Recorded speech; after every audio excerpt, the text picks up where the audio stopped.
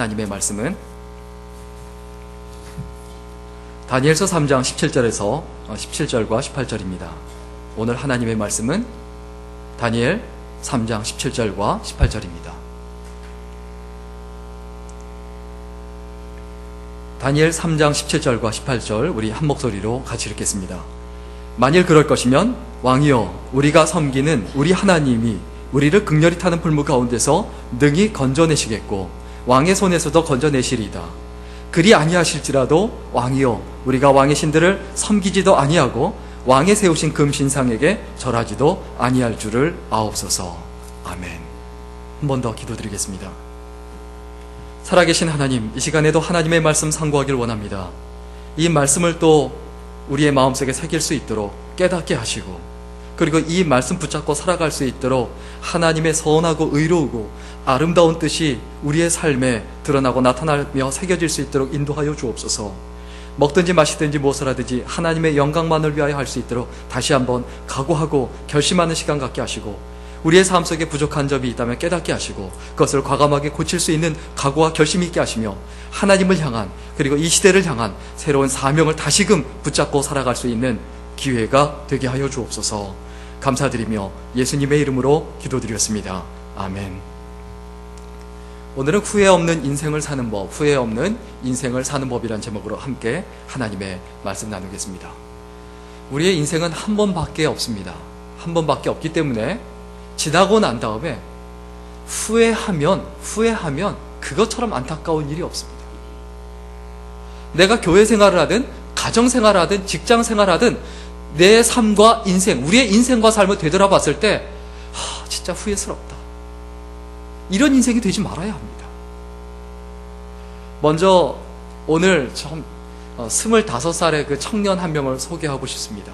25살인데도 불구하고 벌써 이 친구는 인생에서 후회가 없겠다. 이런 마음이 드는 청년이에요. 누구냐 하면 미국의 그 프로야구에서 공을 제일 잘 던지는, 야구를 제일 잘하는 클레이튼 커쇼입니다. 이 클레이튼 커쇼의 그 별명이 뭐냐 하면 주님의 선발 투수예요. 그냥 교회 안 다니는 사람도 그냥 그렇게 불러요. 주님의 선발 투수다. 이 투수가 어느 정도냐, 사이 영상을 25살인데 최고의 투수에게 주는 상을 2번이나 받았어요. 그리고 또 탈삼진 248개로 처음에 2011년에 받고, 그리고 탈삼진도 제일 많고 평균 자책점도 제일 좋고, 그래서 뭐라고 말하냐면 최고다. 당분간 이 클레이튼 커쇼를 뛰어넘을 수 있는 사람이 아무도 없다, 이렇게 말합니다. 그런데 이 커쇼가 더 유명한 곳이 있습니다. 천문학적인 연봉이 120억이에요. 그런데 이런 천문학적인 연봉과 성실한 어떤 훈련 자세, 이런 것보다 팬들 사이에서 더 유명한 게 있습니다. 그게 뭐냐면 신혼여행을 어디로 가냐, 아프리카 잠비아로 갔어요. 그리고 거기서 아내와 같이 봉사활동을 합니다. 그리고 시즌이 끝나고 나면 비시즌에 몸을 만들어서 다음 시즌을 준비해야 되는데 아내하고 같이 아프리카로 가서 단기 선교를 떠납니다. 거기서 봉사합니다. 그리고 삼진 한 개를 잡을 때마다 반드시 하는 게 뭐냐, 삼진 한 개에 500불씩 기부를 합니다.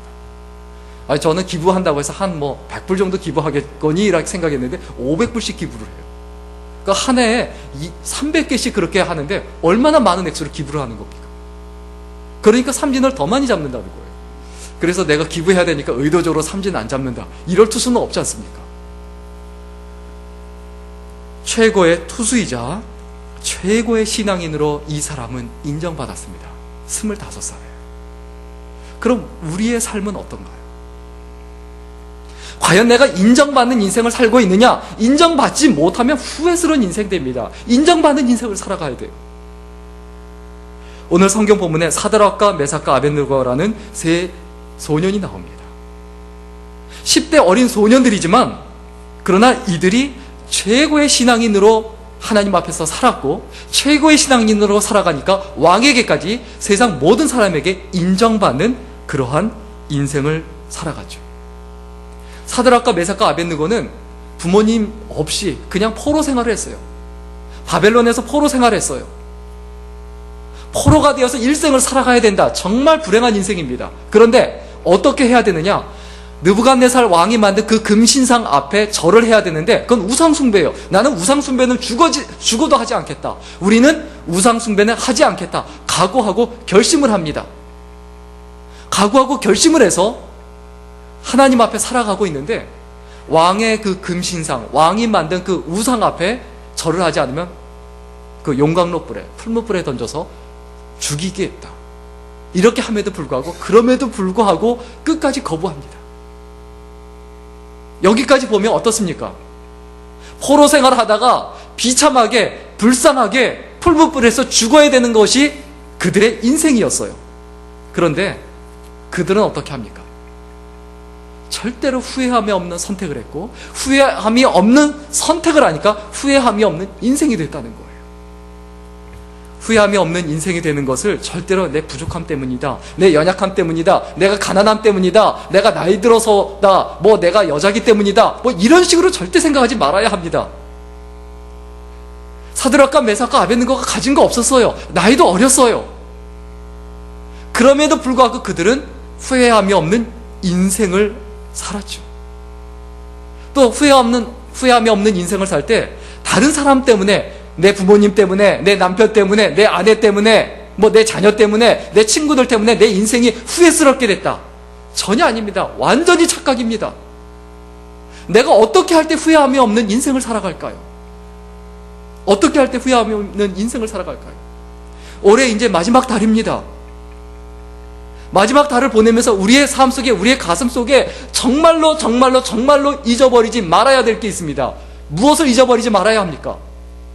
우리의 삶 속에서 절대로 잊어버리지 말아야 할 것. 그것은 우리가 후회 없는 인생이 되어야 된다. 그리고 후회 없는 인생이 되기 위해서는 반드시 후회 없는 선택을 해야 합니다. 후회 없는 뭘 하라고요? 선택을 해야 합니다. 그러면 후회 없는 선택, 어떤 선택을 해야 합니까? 두 가지입니다. 하나는 뭐냐 하면 해야만 하는 것을 하십시오. 해야만 하는 것을 해야 되겠다. 우리 오늘 본문 17절 다 같이 읽겠습니다. 오늘 본문 17절입니다. 다 같이 읽겠습니다. 시작.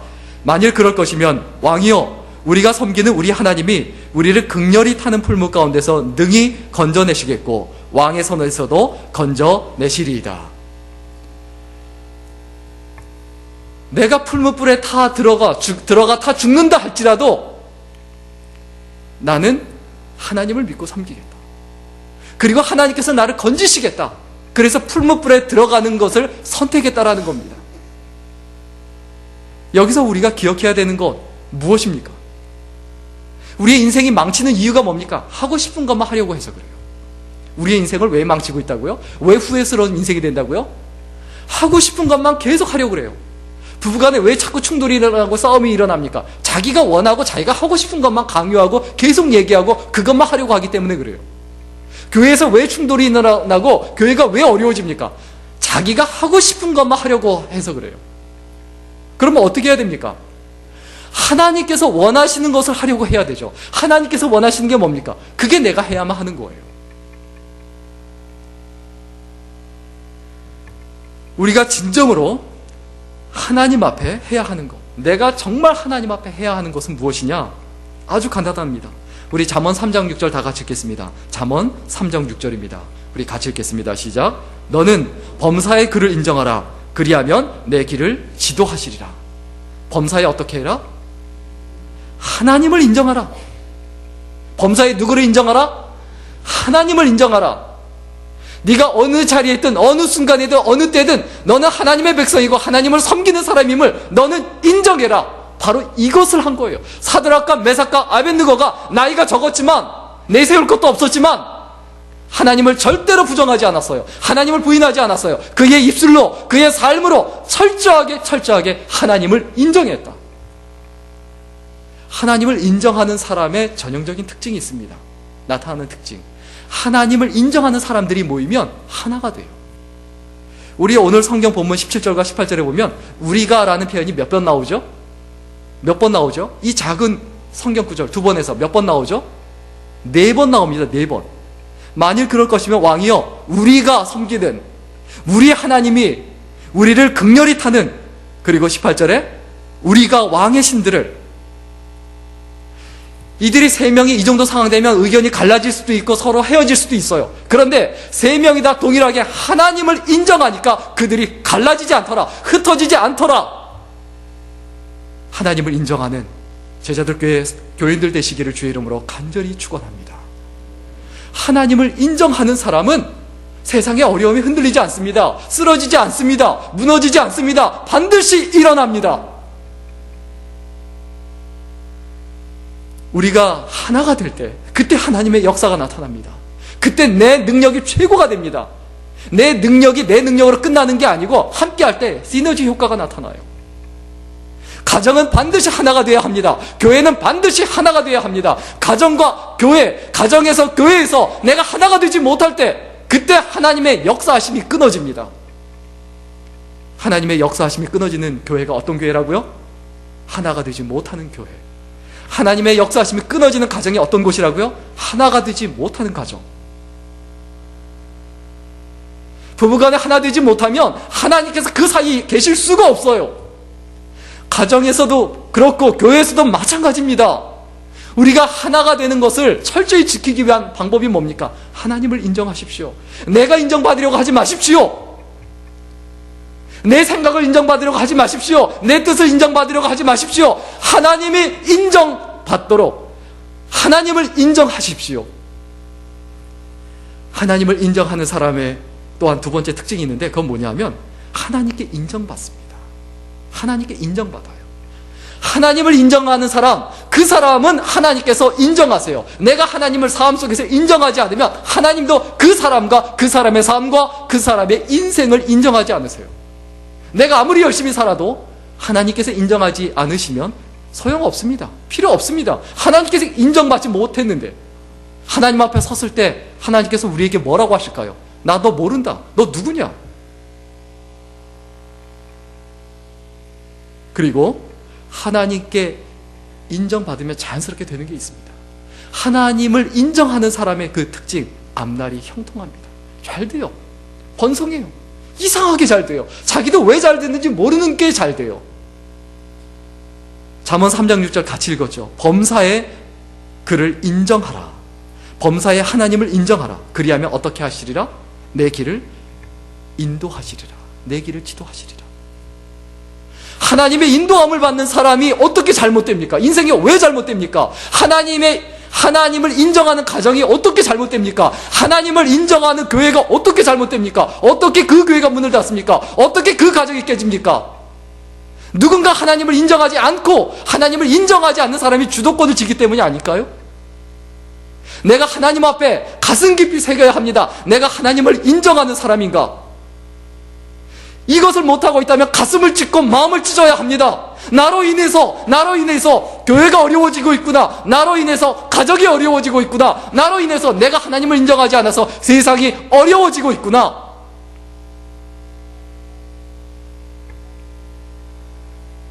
가정에서 남편이 아내에게 남편으로서 인정받지 못하면 그거 가정에서 정말 스트레스 받습니다. 엄청 짜증납니다. 가정에서 아내가 남편에게 아내로서 인정받지 못하면 그거 진짜 짜증납니다. 스트레스 받습니다. 같이 못 있습니다. 그러면 가정에 가면 내가 가정에서 남편으로서 아내로서 인정받아야 돼요. 인정받으려면 먼저 해야 될 게 뭡니까? 먼저 인정해줘야 돼요. 내가 먼저 인정하지 않으면서 인정만 받으려고 해요. 그러니까 안 된다는 거예요. 여러분, 뭐가 힘드세요? 뭐가 힘드세요? 예수 믿는 사람은 뭐가 힘들어야 합니까? 크리스천으로서 인정받지 못하는 걸 힘드셔야 합니다. 가정에서 남편으로서, 아내로서, 부모로서, 자식으로서, 직장에서 직장 동료에게, 직장 상사에게 인정받지 못하는 건 그렇게 힘들어하면서 내가 왜 크리스천으로서 인정받지 못하는 것을 힘들어하지 않아야 합니까? 여러분, 뭐가 힘드세요? 가난한 게 힘드세요? 인생에서 내 뜻대로 안 되는 게 힘드세요? 뭐가 진짜 힘들어야 합니까? 우리가 진짜 힘들어야 하는 것은 내가 예수 믿는 사람으로, 하나님의 백성으로, 하나님의 자녀로 세상에서 내 주위에 있는 사람들에게 인정받지 못하고 있다. 하나님을 인정하면, 내가 하나님을 인정하면 하나님이 나를 인정해 주십니다. 그렇죠? 그리고 하나님이 나를 인정해 주시면 그 다음에 어떻게 될까요? 주위에 있는 사람이 나를 인정해 줍니다. 진짜 멋있는 하나님의 백성이다. 하나님의 일꾼이다. 주위에 있는 사람들이 인정해 줘요. 그리고 주위에 있는 사람들이 나를 인정해 주면 자연스럽게 되어지는 결과가 뭐죠? 하나님이 인정받습니다. 세상에서. 세상 사람들이 하나님을 인정합니다. 우리 오늘 성경 본문은 아니지만 그 이후에 계속 원래는 읽어야 되는데 좀 길지만은 3장 28절, 다니엘서 3장 28절, 29절, 30절 같이 읽겠습니다. 다니엘서 3장 28, 29, 30절입니다. 시작. 느부갓네살이 말하여 가로되 사드락과 메삭과 아벳느고의 하나님을 찬송할지로다. 그가 그 사자를 보내사 자기를 의뢰하고 그 몸을 버려서 왕의 멍을 거역하고 그 하나님 밖에는 다른 신을 섬기지 아니하며 그에게 절하지 아니한 종들을 구원하셨도다. 그러므로 내가 이제 조서를 내리노니 각 백성과 각 나라와 각 방언하는 자가 무릇 사드락과 메삭과 아벳느고의 하나님께 말하거든 그 몸을 쪼개고 그 집으로 걸음터를 삼을지니 이는 이같이 사람을 구원할 다른 신이 없음이니라 하고 왕이 드디어 사드락과 메삭과 아벳느고를 바벨론 도에서 더욱 높이니라.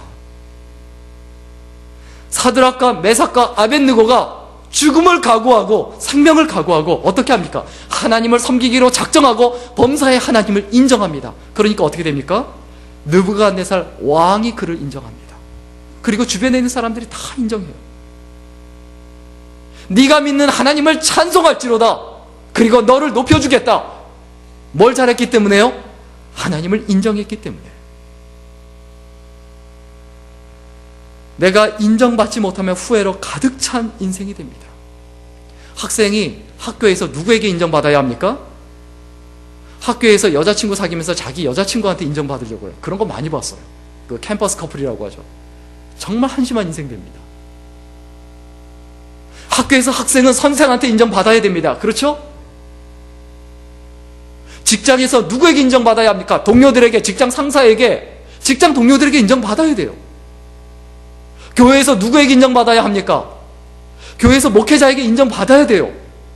목회자의 관점으로 봤을 때 그 교인을 인정하지 못한다라는 이야기는 절대 세우면 안 된다는 거예요. 왜? 하나가 되지 못하니까. 우리가 살아가는 인생에서 내가 남편으로서 존재합니다. 그러면 남편으로서 내가 누구한테 인정받아야 합니까? 아내한테 인정받아야 돼요. 아내는 누구한테 인정받아야 됩니까? 자기 남편한테 인정받아야 돼요. 남의 남편한테, 남의 아내한테, 남의 다른 교회 목회자한테 인정받는다. 그거 소용없습니다. 교회와 가정과 그리고 직장에서 누구에게 인정받아야 합니까? 내가 누구에게 인정받아야 되느냐? 진정으로 있는 그 자리에서 하나님을 인정하면 하나님께 인정받고 하나님께 인정받으면 사람에게도 인정받는다는 것을 믿으시기를 주의 이름으로 간절히 축원합니다. 사드락과 메삭과 아벳느고는 생명을 걸고 해야만 하는 것을 했습니다. 생명을 걸고 해야만 하는 것을 했어요. 하나님을 인정하는 것. 그 다음에 또한 두 번째로 후회 없는 인생이 되기 위해서 뭐가 되어야 합니까? 하지 말아야 하는 것을 죽어도 하지 말아야 돼요. 내 인생에서 해야만 하는 것, 다시 말하면 하나님께서 기뻐하시는 것의 리스트를 적어보세요. 그거 생명 걸고 해야 합니다. 그리고 또 반대로 뭘 적어봐야 합니까? 하지 말아야 하는 것이 있어요. 그것을 죽어도 하지 말아야 합니다. 하나님께서 기뻐하지 않는 것. 우리 오늘 본문 18절 다 같이 읽겠습니다. 오늘 본문 18절입니다. 시작. 그리 아니하실지라도 왕이여 우리가 왕의 신들을 섬기지도 아니하고 왕의 세우신 금신상에게 절하지도 아니할 줄을 아옵소서. 하나님을 나는 섬기는 사람입니다. 하나님을 철저히 섬기고 인정했어요. 그리고 어떻게 합니까? 따라서 나는 다른 우상에게 절하지 않습니다. 양다리 걸치지 않겠습니다. 우리의 삶과 인생은 분명해야 합니다. 뚜렷해야 합니다. 하나님의 백성이요 하나님의 자녀로서 모호하지 말아야 돼요. 그런데 살아가는 모습이 모호해요. 내가 있는 그 직장에서 일터에서 내 주변에 있는 사람들이 저 사람은 진짜 하나님의 백성이다, 하나님의 자녀다, 크리스천이다, 그거 인정받지 못하고 있으면 그 삶은 모호한 겁니다. 그 모호함이 나를 무능하게 한다는 걸 잊어버리지 마셔야 합니다. 그 모호함 때문에 하나님께서 내 삶과 내 인생에서 역사하지 않는다라는 것을 절대로 잊어버리지 말아야 합니다. 사드락과 메섹과 아벳느고는 아무것도 할 수 없는 소년들이었어요. 아무것도 할 수 없는 소년들이었어요. 그런데 그들이 삶에서 철저하게 하나님을 인정하고 하나님을 부정하지 않는 그런 인생을 살았죠. 우리의 삶에서 하지 말아야 될 것이 있습니다. 내 인생을 망치는 일입니다.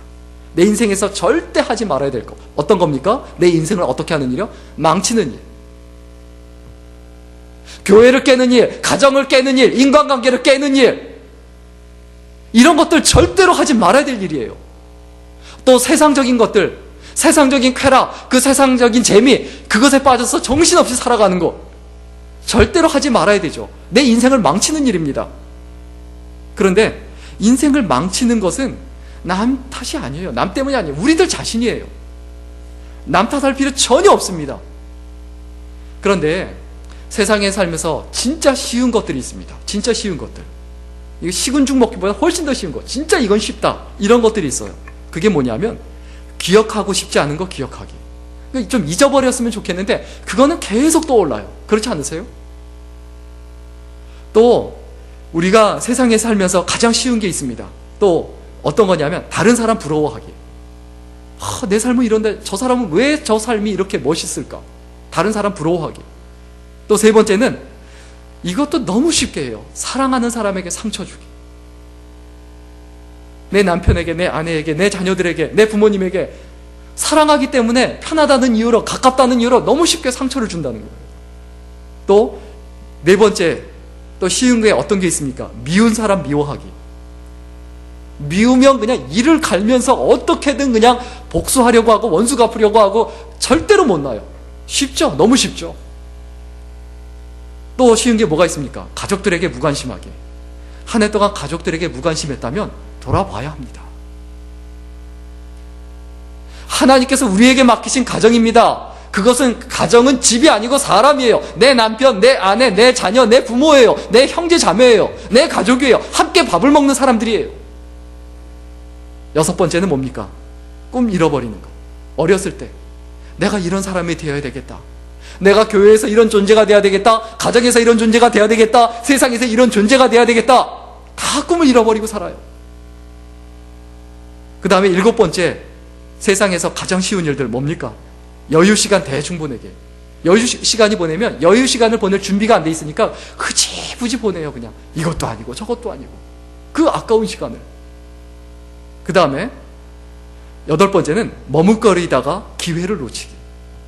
기회를 놓치는 거. 우리에게 기회가 왔으면 잡아야 돼요. 아홉 번째, 힘든 상황에 낙심하는 거. 어려운 상황 부딪힐 수 있어요. 힘든 상황 부딪힐 수 있어요. 근데 왜 낙심합니까? 살아계신 하나님을 믿고 있는 백성이 왜 낙심하고 낭망하고 절망합니까? 그 다음에 열 번째, 세상에서 가장 쉬운 일 중에 하나, 열 번째는 뭐냐면 뒤늦게 후회하는 거. 이렇게 할 걸, 저렇게 할 걸, 이거 안 할 걸, 저거 할 걸. 여러분, 쉽다고 그냥 다 하면 인생은 망치는 거예요. 그 쉬운 일 쉽게 망치고, 우리의 인생을 망치는 일은 쉬운 일이 망쳐요. 또 우리의 인생을 망치는 일이 어떤 일이 망칩니까? 재미있는 일, 즐거운 일이 내 인생 망쳐요. 다시 말하면, 정확하게 말하면 쾌락, 히더니즘에 빠져 살아가는 거, 쾌락주의, 쾌락이 자기 인생의 신이 되어서 살아가는 거, 그게 내 인생을 망칩니다. 그리고 우리가 하지 말아야 될 게 있습니다. 한 가지 더. 그건 뭐냐면 내 인생을 사장시키는 거. 다시 말하면 묻어두고 그냥 묵혀두고 그대로 끝나는 겁니다. 우리에게는 고유의 사명이 있어요. 나만의 사명이 있어요. 교회에서 감당해야 될 저와 여러분 각각 개인의 고유의 사명이 있어요. 가정에서도 똑같습니다. 나만이 감당해야 될 가정에서의 사명이 있어요. 직장에서의 사명이 있어요. 교회에서의 사명이 있습니다. 그거 있습니까? 없습니까? 다 있습니다. 그런데 그것을 찾지 않거나 아니면 잊어버리거나 아니면 모르고 지나가는 거예요. 미래의 그 불확실함이 있습니다. 미래를 생각할 때 암담합니다. 깜깜합니다.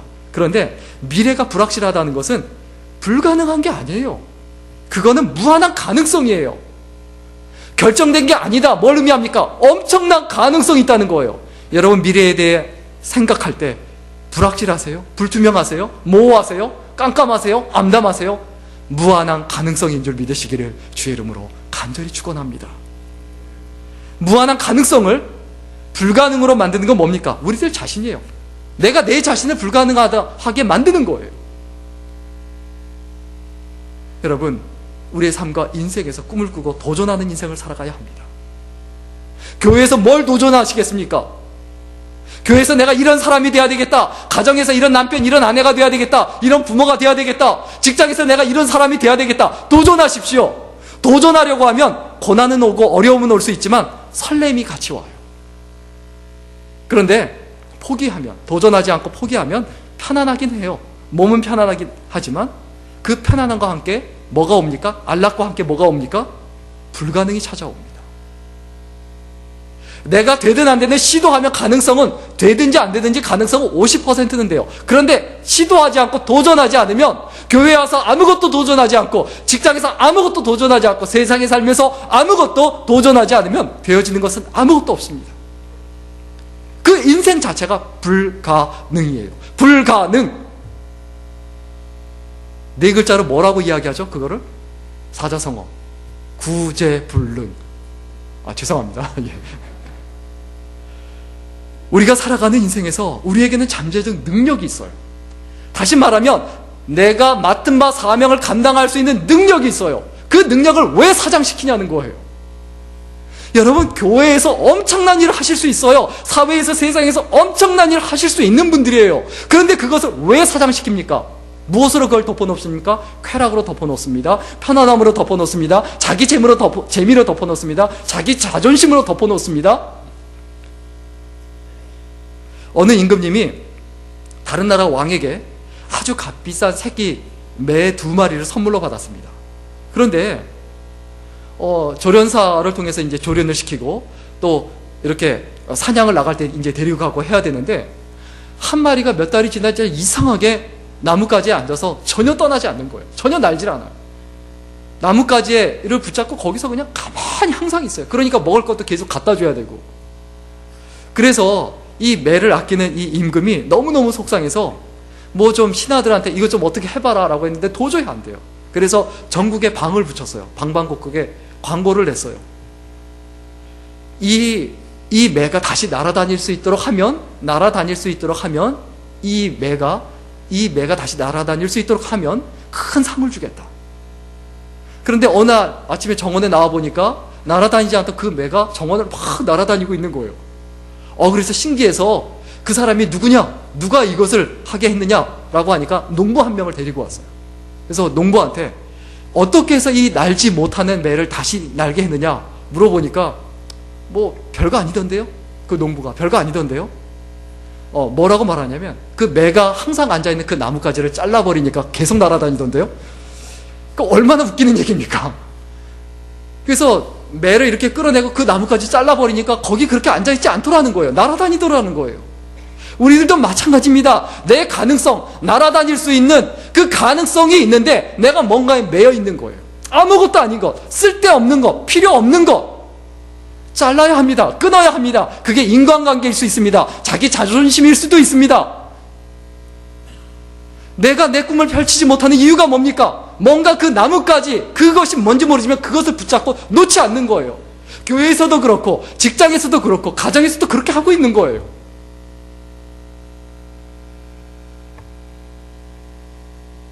어느 땅을 갖고 있는 땅 주인이 있는데 이 땅 주인이 생활이 굉장히 어려워지자 이 땅을 팔겠다고 이렇게 내놨어요. 팔겠다고 내놨어요. 근데 그 땅이 진짜 안 팔려요. 근데 어느 날 어떤 사람들이 와서 땅을 사지는 않겠다 그래요. 그냥 땅을 임대해달라 그래요. 땅을 빌려달라.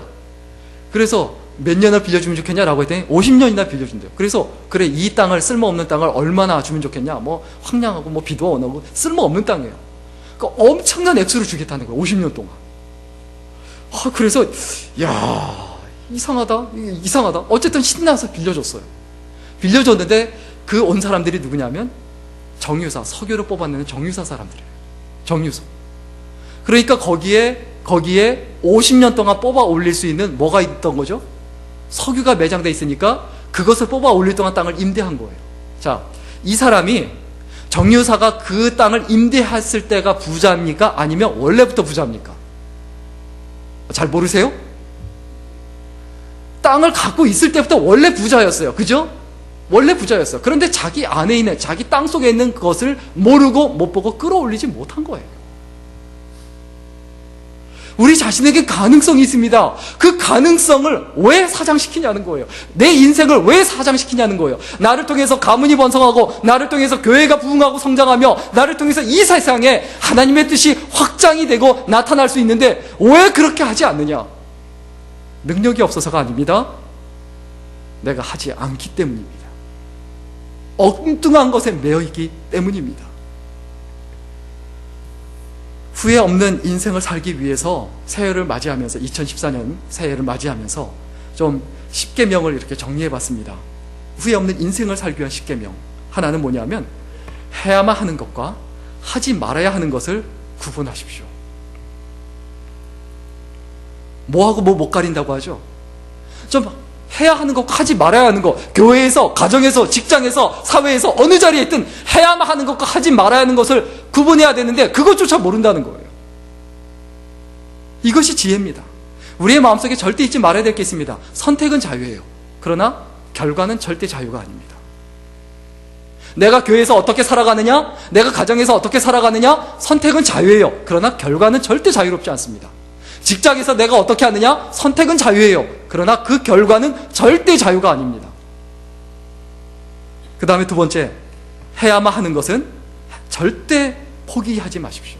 내가 해야만 하는 것, 내가 교회에서 해야만 하는 것, 가정에서 해야만 하는 것, 내가 살아가면서 해야만 하는 것, 그건 절대 포기하지 말아야 되죠. 내가 포기해야만 하는 것을 포기하지 않으면, 포기해야만 하는 게 있어요. 포기해야만 하는 것을 포기하지 않으면 포기하지 말아야 될 것을 포기하게 돼요. 여러분 이해되세요? 내가 진짜 해야 된다, 뭔가를 해야 된다, 그건 포기하면 안 된다. 그러려면 뭘 해야 됩니까? 그것을 위해서 포기하는 게 있어야 된다는 거예요. 교회에서 내가 감당해야 될 사명이 있습니다. 그럼 포기해야 될 게 있어요. 내가 인정받는 사람이 되려면, 가정에서, 직장에서, 교회에서 인정받는 사람이 되려면 포기하는 게 있어야 돼요. 포기하지 않고 포기하지 말아야 될 것을 포기하지 않게 된다는 것은 불가능합니다. 그 다음에 세 번째, 포기해야만 하는 것은 빨리 포기하세요. 빠를수록 좋습니다. 끊을 것은 빨리 끊는 게 좋습니다. 그리고 네 번째, 다른 사람의 인생을 내 인생만큼 소중하게 여기십시오. 내 인생이 소중하면 다른 사람의 인생도 소중합니다. 그럼 사람을 대할 때 어떻게 대해야 됩니까? 진심으로 대하게 됩니다. 정말 다른 사람이 잘 됐으면 좋겠다. 다른 사람이 나로 인해서 행복하고 기쁘고 즐겁게 살았으면 좋겠다. 그런데 우리는 어떻게 살아갑니까? 내가 기쁘려고 하고, 내가 즐거우려고 하고, 내가 재미있으려고 하고, 이러다 보니까 다른 사람과 갈등 생기고 트러블 생기고 계속해서 어려움 생기고 크리스천답게 살지 못하는 거예요. 여러분, 욕먹는 인생 사세요? 칭찬 듣는 인생 사세요? 갑자기 어두워지시는데 어떤 인생 사세요? 그러면 이건 대답하기 곤란하니까, 욕먹는 인생 살고 싶으세요? 칭찬 듣는 인생 살고 싶으세요? 당연하죠. 욕먹는, 오래 살고 싶어서 욕먹고 싶으세요? 제가 좀 해드릴까요? 이게 농담이지만, 여러분, 우리가 살아가는 인생에서 다른 사람의 삶을 소중하게 여기는 사람이 돼야 합니다. 그러면 어떻게 됩니까? 사람이 따라요.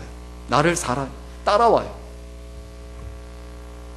그런데 다른 사람의 삶을 소중하게 여기지 않고 내 삶만 소중하게 여기고 내 감정, 내 기분만 소중하게 여기면 다른 사람이 피해 다녀요. 나를 피해 다녀요. 다른 사람이 나를 피해 다닌다. 심각하게 고민해 봐야 돼요. 사실 저한테 손님이 제법 찾아옵니다. 저는 모든 걸 다해서 극진하게 대접합니다. 그런데 자신 있는 게 있습니다. 제가 싫으면 절대 그 멀리서 안 옵니다. 한국에서, 뉴욕에서, 버지니아에서 이런 데서 절대 안 찾아옵니다. 제가 싫은데 아무리 많은 거 좋은 거 한다 할지라도 저한테 오겠습니까? 안 옵니다. 내 집에 손님이 오지 않는다, 나한테 사람이 찾아들지 않는다, 사람이 나를 따르지 않는다, 뭔가 잘못 살고 있는 것 아닌가 고민해봐야 합니다. 내가 인생을 제대로 살고 있다면 사람이 따르게 돼 있어요.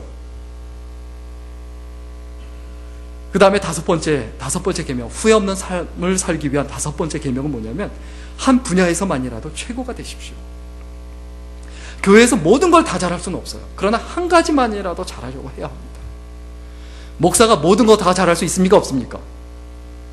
예, 그건 아시는데 성도님들이 많이 그러죠. 목사는 모든 걸 다 잘해야 된다. 뭐 노래도 잘해야 되고 설교도 잘해야 되고 인간성도 좋아야 되고 뭐 이것도 잘해야 되고 저것도 잘해야 되고 운동도 잘해야 되고, 그러면 숨 막혀 죽을 지경이 되죠. 감당을 할 수가 없어요. 그냥 목회자가 그래도 한 가지 그래도 괜찮은 거 있으면 그냥 그 정도면 됐다 이렇게 하셔야 되죠. 예, 아멘이 없으신데 한 가지 정도만 잘해도 잘하는 겁니다.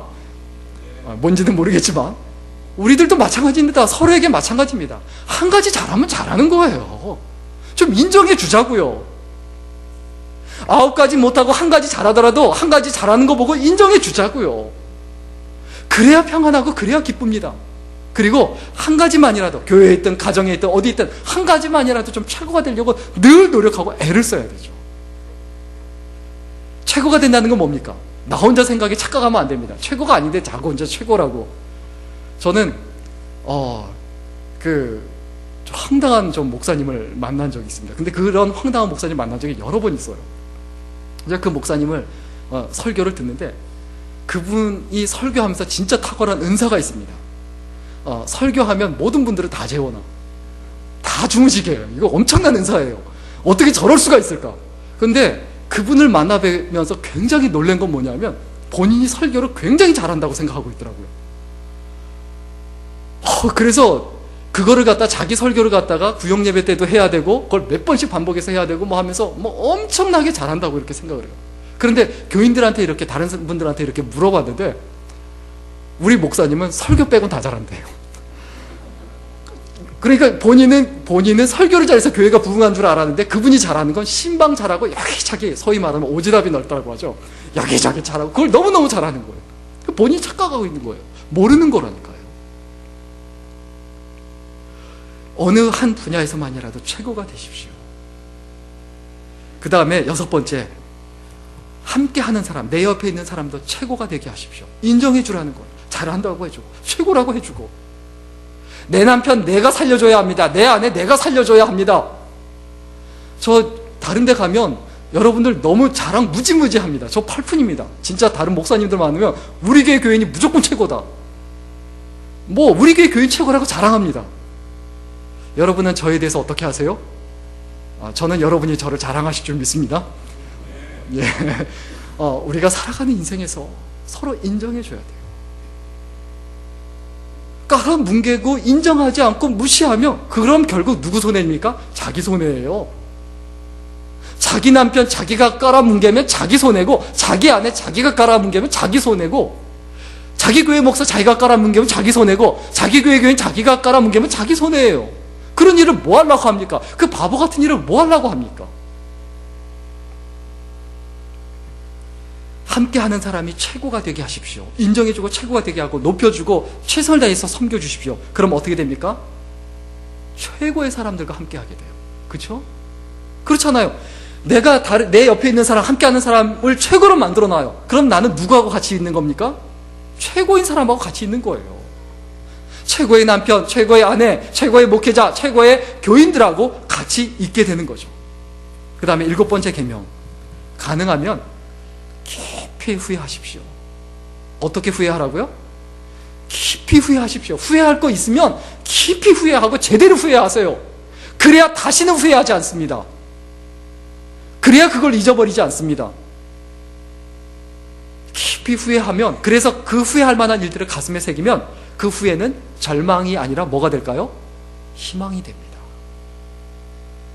8번째 계명, 깊이 후회한 거, 그 후회스러운 일은 다시는 하지 마십시오.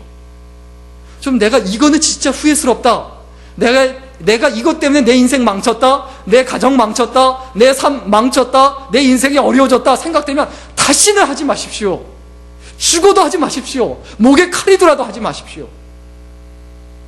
그래야 후회하지 않습니다. 그 다음에 9번째, 우리가 살아가는 인생에서 후회하지 않으려면 의미를 찾으십시오.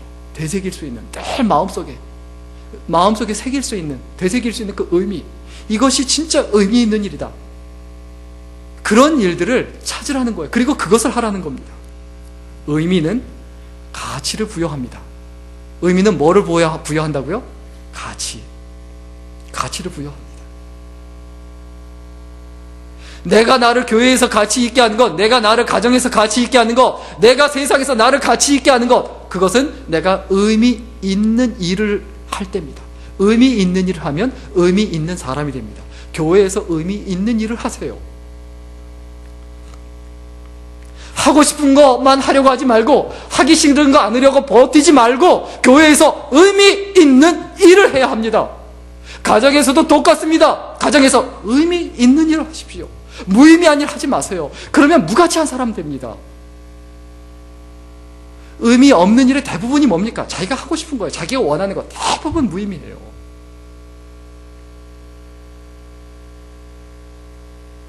마지막 10번째 계명은 뭐냐 하면, 인생을 걸만한, 자신의 인생을 걸만한, 자신의 평생 일생을 걸만한 사명을 품으십시오. 사명을 품고 사십시오. 그런데 우리가 끊임없이 욕심을 품고 살아가요. 교회든 가정이든 직장이든 욕심 품고 살아가요. 욕심을 품으면 절대로 사명을 품고 있을 수 없습니다. 사명을 잃어버립니다. 욕심을 품으면 뭘 잃어버린다고요? 사명을 잃어버립니다.